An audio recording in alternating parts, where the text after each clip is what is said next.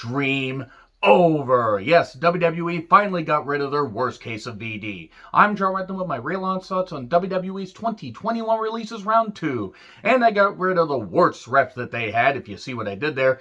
I don't relish in people losing their jobs. There are a couple people on this list that I will mention that I feel bad that they lost their jobs. Actually, I feel bad for everybody else on this list, even if I'm not that familiar with them.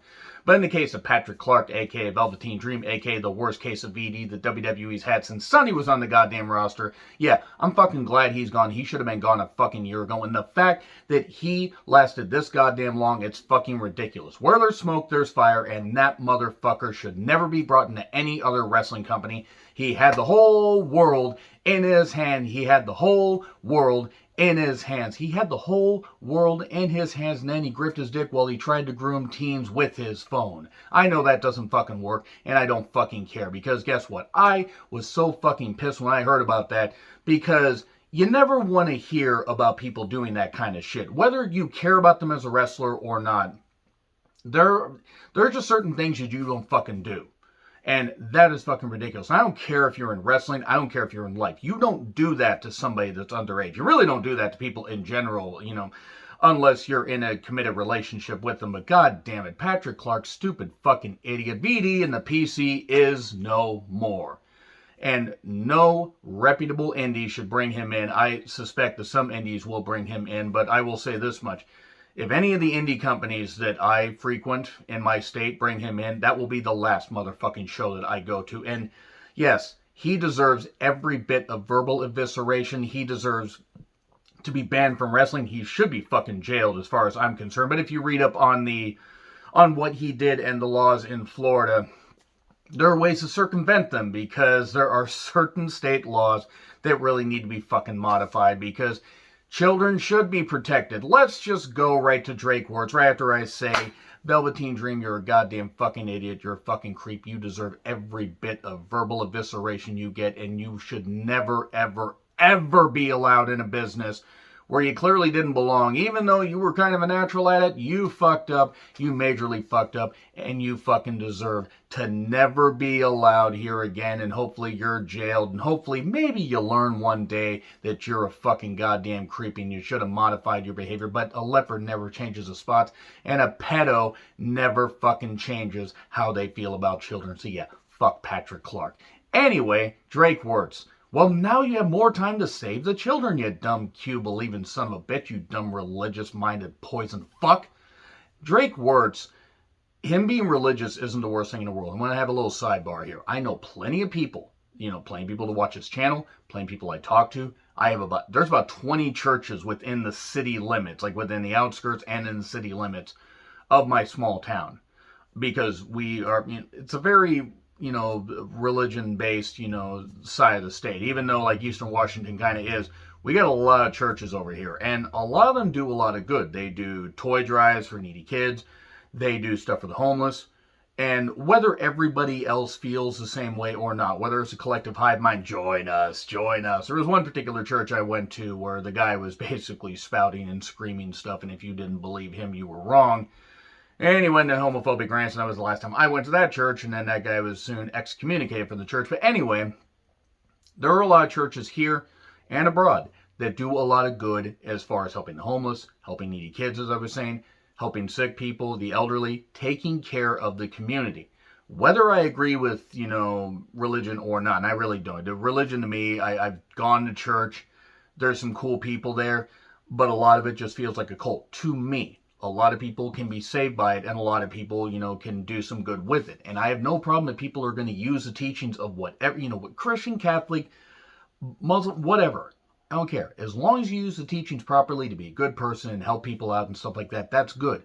Guess what Drake Wuertz wasn't fucking doing? He wasn't fucking doing that. He was talking about masks being, a way for people to target children easier or whatever. Hey, maybe he should have hated Velveteen Dream because he was targeting children and everything. But Drake Wuertz is a fucking goddamn idiot. He's a failed Combat Zone wrestler, which I guess really is kind of saying something. Because yes, I know Combat Zone Wrestling had some talent. They also had Nick Gage, who isn't talented. Check out my Ultraviolence of Nick Gage review if you want to hear what I have to say about Deathmatch Wrestling. Because Deathmatch Wrestling is fucking horseshit. And Drake was brought into WWE, and now Drake Younger is Drake Older, and now Drake is basically going to end up being the reason that the PC ends up having to hire extra security. Because I guarantee you that guy's going to go postal. And I'm not talking postal in the Uwe Boll movie. No, I'm talking postal in the sense that it's going to make postal service stuff look bad. There's something off with that guy. And that guy's been off for a while. And a little side story. This guy, I forget what show it was. I think it was 2017. It was a 2017 show. An NXT show at the Paramount Theater, which, terrible place to have a show, because it's a stage and it's a bunch of, theater seats, because theater stage. So it really isn't the best venue to have that, because those seats are uncomfortable. Drake was out there and actually briefly talked to, some people in, a group I was part of. Guy seemed like he was somewhat level-headed. Granted, this is in the beginning of the Trump administration, and we know that, Drake is a major Trumper, and, well, I'm not too surprised given all the Q shit that he believes, but this guy is really fucking poisonous. Now, he seemed fine then. Then you hear about the Zoom calls and all the shit he's doing. We're talking about, you can't mask up people, the virus and all this stuff and everything. He's a denier of everything. He doesn't believe in science. Apparently, he's nearly gotten in fights multiple times with people backstage, has walked out of meetings, doesn't approve of masks, doesn't approve of protocol and stuff like that or whatever, so he had to fucking go. And I want to say right now, apparently, with him having 2 children, him having a wife, I really hope that if the wife doesn't believe the same way he does, this is a wake-up call for her to take the kids, go stay with family, get divorced from the goddamn guy, find a guy that believes in science, reasoning, and everything, and she can raise the kids with him, and he can be left out in the goddamn cold, because as far as I'm concerned, I don't really care if this is harsh. He should never be allowed to see his goddamn kids. He should never be allowed to be anywhere near anybody that is considered a loved one, for this reason. If you are going to be that toxic, you are going to cause that kind of a work environment, you are going to get to the point where you are spouting so much rhetoric and so much nonsense, you don't deserve happiness. He's so deep into this stuff or whatever, it's not his fault. Apparently, according to friends, he's like this. I don't fucking care. I don't fucking care if this guy is like that. I don't want to ever hear, after this video, you're never going to hear me say the name Drake Wuertz again until the aforementioned inevitable, blow up where something is going to happen. He's going to do something in the name of God, even though that's not what God would do. If you actually, paid attention to the scripture and stuff like that. I paid attention to enough of the scripture, and it contradicts so much stuff. But there's Psalms, there's other shit. There's pieces you can cherry pick to either, justify, good, or justify your bigotry, homophobia, and everything and stuff like that. And maybe Drake should take a look at that shirt back there, provided he actually can read. I don't really think he can read anything if it's not on a Q website. Or if it's not, maybe I should have put a mask over that, and then he wouldn't have read it at all, like Drake is going to watch this, because Drake wouldn't watch anything that isn't, something to suit his fucking bigotry and, everything. And yeah, Drake Wuertz is honestly a prime example of somebody that should not be allowed to ever earn a penny in wrestling. And I also think that some people, some indie companies may bring him in. And I say the same thing in regards to Velveteen Dream. If any company that if any promoters happen to be watching, as I think like one might be, do not bring in either Velveteen Dream or Drake, or I will not be able to go to your shows. And that's going to have to be the case for a lot of people. Then in your local area, just demand that your promoters don't bring them in, because there's no reason. There's so many other good people, so many hardworking people on the indies that don't need to be saddled with dealing with people like that. And also they could earn a good paycheck and ply their trade and not be, looking to groom teenagers like Velveteen Dream, aka Patrick Clark, VD, and the PC, or like Drake Wuertz. Drake Younger's gotten older. I am done talking about these two. I hope to never hear the names again. And that's it. Let me know your thoughts in the comments on those two. Now let's get to the rest, because this video has gone a bit long because I've gotten really, really angry about these two. Skylar Story, aka Brandy Lauren.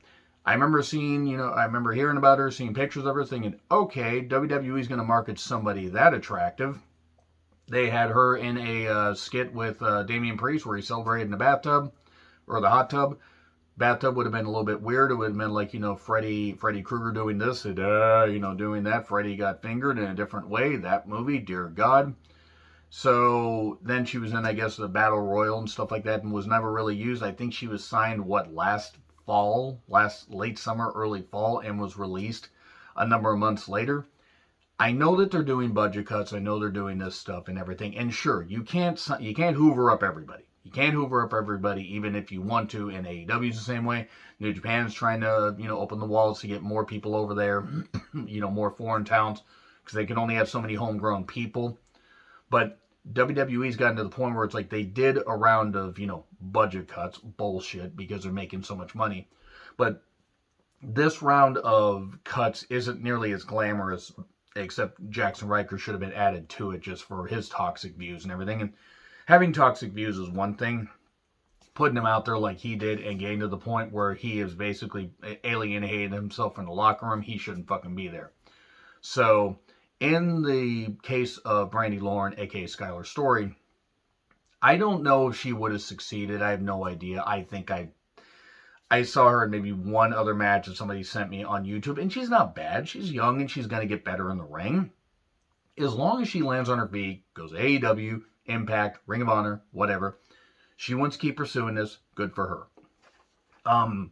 She seems attractive enough to market, and hopefully she can, do some good stuff outside of WWE, because she wasn't doing anything there. Then we get Alexander Wolf. Well, they just decided to write him out of Imperium and out of the company, evidently. He's been there for 6 years. He will probably go to Impact if any indication is brought by some of his tweets. He could be part of this stable that's there that has Big Cass, the former Big Cass, aka Van Morrissey. What the hell's his goddamn name over there? I don't really care, because I'm not really going to watch Impact, but I know some people that do. All three of you. I kid. Impact actually has been doing some good stuff. They just don't have the biggest platform for people to watch. Alexander Wolf, former member of Sanity, kind of milled around everything, was part of Imperium. Nothing against the guy, but I see him doing better in other companies where he's not going to be a big fish, or he won't be a tuna in a freaking ocean. He'll be a sardine. Or he'll be freaking whale in a teardrop, or whatever the thing was. What was it? What did Rock say? You say you're a big fish in a small pond. Well, the Rock's a whale in a teardrop. That's physically impossible. But anyway, Alexander Wolf will do some good stuff. Jack Clemens, now former WWE referee. He's apparently refereed with WWE for a while. He was the guy that had the Messiah, shirt on that Seth Rollins, had, oh no, he was the referee in his pocket. So, okay, you know what? He displayed some personality. Hopefully he can do some stuff in the Indies. Maybe AEW comes calling, has him replace the corpse referee that they have, and that guy can be backstage, and Clemens can do some good stuff. Ezra Judge, sounds like a better than Ezra, music judging comedy act. I kid. I have no idea who this guy is, except I just see one picture. Holy shit, look alone. The guy's going to get looks from Ring of Honor. Not WWE, obviously, but maybe AEW, maybe Impact. He's going to find work if he with a look like that. But I don't know much about it. Jessamine Duke. Well, I know what the Diamond Mine's not going to be. It's not going to involve Jessamine Duke. To be fair, Jessamine Duke, I'm sure, tried. She just wasn't very good. Her and Marina Shafir are like deer on ice, which is unfair to deer on ice, because deer know that they're not supposed to be on ice. Duke and Shafir should have realized they're not supposed to be in a wrestling ring. They just weren't any good. They wrecked Shayna's title reign. It didn't work, and it ultimately was just, ugh. Anyway, that was pretty much it. I don't really have anything else to say about it. Nothing against Duke and Shafir. Apparently, they're nice. You can be nice people, but you cannot be cut out for wrestling. I don't know what else she's going to do. Maybe AEW could bring her in. I mean, fuck, she'd be better than half the women that they brought in to just do jobs. Dear God, they brought in some women where it's okay, let's bring them in and, So, but you know what? Hey, maybe she'll get some other shots. Hey, maybe she'll just want to go home and do something else. Who knows? Kavita Devi. She was tall. She had a lot of views from her one lone match in the Mae Young Classic, and then she, I think, was part of the WrestleMania 34 Battle Royal. And then she got an injury in 2018, I think it was 2019. That was it. They didn't use her as part of Superstar Spectacle. None of that. She basically just got paid to do nothing. Now she's released. I don't know what she's going to do. I'm surprised that they didn't, market her a little bit better. I mean, sure, with the injury they couldn't, but Bit odd since WWE likes to jump on all the marketing thing. But Kavita Devi, hey, best wishes to her. The one that disappoints me is the last one. Vanessa Borne. Whether Vanessa Borne would have been the second coming of Trish Stratus, Victoria, whatever. I have no idea. She was never given a chance. Vanessa Borne, striking look, and I mean striking as in beautiful. She is beautiful, but she has that presence, that physical charisma where you want to watch her. When I first saw her, I said it was like what I said with Sonya Deville when she was Daria Sargento. Wait, that's cheese. When she was, before she became Sonya Deville, like there it is, right there. There's a star. When I saw Vanessa Borne, I said she looks like a star. I hope that she sticks in wrestling, but whatever she does, she deserves a chance to succeed. AEW should come calling. Impact, Ring of Honor. Hell, have her come in for a couple shots in the NWA. She cut a pretty damn good promo, doing a video where she was talking about her vision being given to somebody else because, the Seth Rollins thing, which was fucking horseshit. Nothing against Seth Rollins, but it's just like she was supposed to be called up with Chelsea Green and somebody else. I don't goddamn remember. But Vanessa Borne is the most disappointing release on this list because she hadn't been used for a while. In all honesty, I'm surprised she lasted this long, not because she didn't have the talent, but because they weren't using her. And I just want to see Vanessa Borne succeed. I think she has a very, very, very big upside and could be a big, at least a good addition to a roster. And she seemed like she was getting it. Was she the most polished worker? No, but you only get that over time. They gave a lot of attention to Duke and Shafir and others and everything. And what's Vanessa Borne doing? Nothing. Now, I'm not trying to put down other women to, build other women up. You can give the opportunities to whoever you want.